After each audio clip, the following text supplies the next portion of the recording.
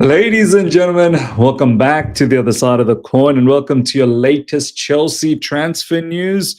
Look, I know we've got a huge, massive Conference League final. In the context of things, this is the biggest game in the Conference League final, so it is pretty big. We've got that match coming up very, very soon. In fact, tomorrow. We're going to do the preview early UK time, so don't worry. We're going to go through some latest news and we're going to do the live preview of that early tomorrow morning UK time, roughly around, let's say, I don't know, 11 a.m. UK, something around that time. So stay patient for that. Today, we want to continue talking about some of the latest stuff, transfer news that's been popping off. As you can see in the picture, ladies and gentlemen, what did I tell each and every one of you guys? What have I been saying recently in All You Can Eat Chelsea episodes, in many streams that we've done on this channel, The Other Side of the Coin, many videos? I said, do not be surprised, ladies and gentlemen. Do not be surprised if we go after the Strasbourg striker, Emegha. And this is now coming to fruition. Emegha, ladies and gentlemen, will be a Chelsea striker, not for the upcoming season, so hold your horses. However, for the future, 100%, he's penciled down to be a striker for us, to lead the line. So, look, upcoming season, I think he's still staying at Strasbourg. Strasbourg have qualified for the Conference League, so he's going to continue there.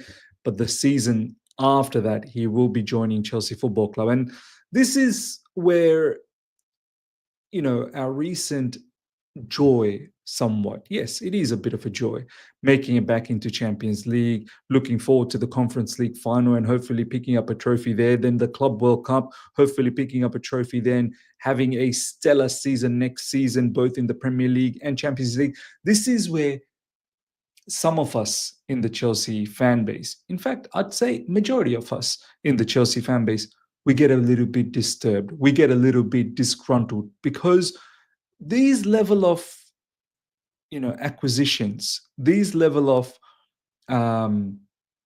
purchases, I've never seen it work out to the point where you can win trophies like this. There's plenty of news, and I'm going to go through what our striker list looks like. I think most of you guys know already, but it's been pretty much confirmed. We're not going to get Osimhen. We're not going to get Gyökeres. Our striker shortlist consists of Delap, Ekitike, and Sesko, and looks like Emegha is going to be part of that mix. Obviously, from that striker list, it's not going to be everyone. Maybe we get one, maybe we get two of them. Nicholas Jackson's future is probably up in the air as well. Is he going to stick around at Chelsea Football Club? Is he going to be looked to be sold? And there is plenty of news out there, and we're going to go through them, which states Chelsea will continue with this project. Chelsea will continue with this philosophy, their policy of getting youth, building them up, nurturing them. This is the word that's been used, nurturing them. Chelsea believe in nurturing players and developing them into monsters. I'm telling you, I've never seen a top club operate in this manner and win major trophies. You can tell me in the comment section. I'm talking about top clubs in the European level doing such a business model and getting top honors in European stage and in domestic stage. I've never seen it. And this is what angers a lot of us. We've done what we like. I feel against the odds, made it back into the Champions League. And now the fan base is waiting that you're going to do some serious level of business to maintain this base level at a bare minimum and kick on. But with these type of players, I'm not really sure. Let's check out the latest news, ladies and gentlemen. This is coming from, first up from Fabrizio Romano. Breaking. Chelsea are planning a potential pre-agreement for Strasbourg striker Emmanuel Emegha to join in summer 2026. So not the upcoming season, but the next season, he's going to be joining Chelsea Football Club. So you already know. Nicholas Jackson, I'm pretty sure his time's up. I'm pretty certain about that. because this guy's coming in to Chelsea next season, and we're looking to. The rumor is we're looking to get 2 more strikers. One, that's for sure, before the Club World Cup starts. Is Emmanuel Emegha the level? Look, he might have done. He definitely did well for Strasbourg, but I know some of you guys are going to say, look, I trust the scouts. No problems, no problems. I probably need to trust them as well because of some of the scouting that they did with Omar Dion and John Duran. They were bang on. And looks like maybe this one could be bang on. But what I'm trying to say is that they're not finished products. They need to still develop. He's going to have one more season at Strasbourg, and maybe he might develop even further. And by the time he comes to the Premier League, he's going to be minted. He's going to be a sensational striker. I don't know. But is that how we are going to operate? We've got players ready to rock and roll right now. Osimhen, you're curious, they're there. You know, Osimhen, the word is he's just a phone call away. You remember the song Chingy, phone call away, na na na na na na na. Like, he's literally one phone call away. Wages seems to be the restrictions. Doesn't it make more sense to, instead of buying so many players, just pay the right wage for the right player and let him do the damage? Are we just always going to be worried that, oh, what if this turns out to be Lukaku again? Is that like, so we're never going to buy those top quality to come in and just start working for us straight away? We're always going to keep buying development. It scares me. It worries me. And even you're curious. He's ready to rock and roll. These players are going to go elsewhere and other teams are going to boss from the get-go, whereas we are still just always consistently building and building and building. Chelsea has offered Emmanuel Emegha a 6-year contract valid until June 2031. The intention is for him to stay in Strasbourg for another year and then go to Chelsea. A full agreement is just a matter of time. So, ladies and gentlemen, let me know your thoughts about Emegha, how you feel about that. This is going to be a Chelsea player. I've been saying it. And, you know, I understand how these owners and the directors, they move, what their remit is. I get it. I understand. And this is why I made that prediction. And it wasn't even a bold prediction. I'm pretty sure moving forward, we're going to get a lot more players from Strasbourg. I guess that's been the pathway, right? That's been the pathway. That's why they're our sister club. That's why we have this multi-club model.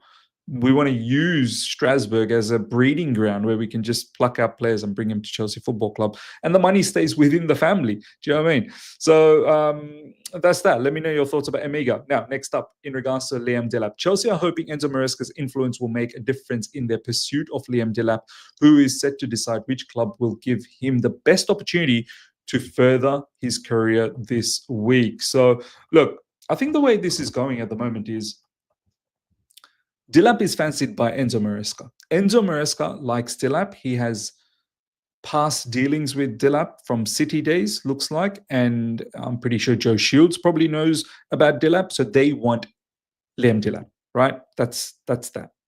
There are some parts of the Chelsea internal hierarchy probably wants Hugo Ekitike, right? I don't think Maresca is keen on Ekitike. I don't think he'll complain, but his number one target is Delap. But Ekitike is definitely one of the key candidates right now. Sesko, I'm not really sure. There's a release clause, but I think the release clause might be a bit too hefty. I don't know, but he's definitely in the list, but he's probably the third choice. Where Enzo Maresca definitely wants Delap. My problem with Delap is I think he wants Man United, but we'll see what happens. If Delap ends up choosing Chelsea Football Club this week, we'll get to know. He'll make a decision. There's a lot of clubs that's after Delap, not just Chelsea, Man United, Everton, Newcastle are on the prowl. But once again, a player that is not developed, a player that needs still to be developed, and a striker position is not something that you want to dilly-dally around, man. We need Chelsea Football Club being a top club, competing in the Champions League.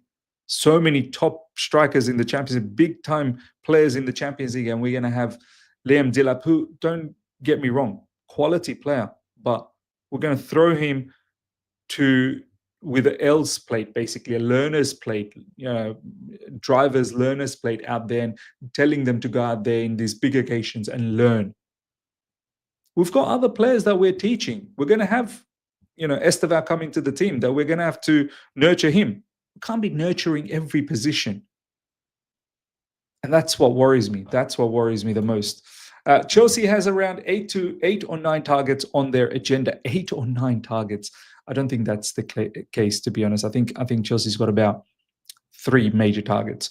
Delap, Ekitike, and Sesko. Liam Delap continues to be the major target and is available for 30 million. I think this is another key point. Not just Enzo Maresca and Joe Shields, but the fact that the release clause is 30 million. And his wages are not going to be that expensive as well. But there are alternatives like Hugo Ekitike, Benjamin Sesko, and a host of others on the club's radar.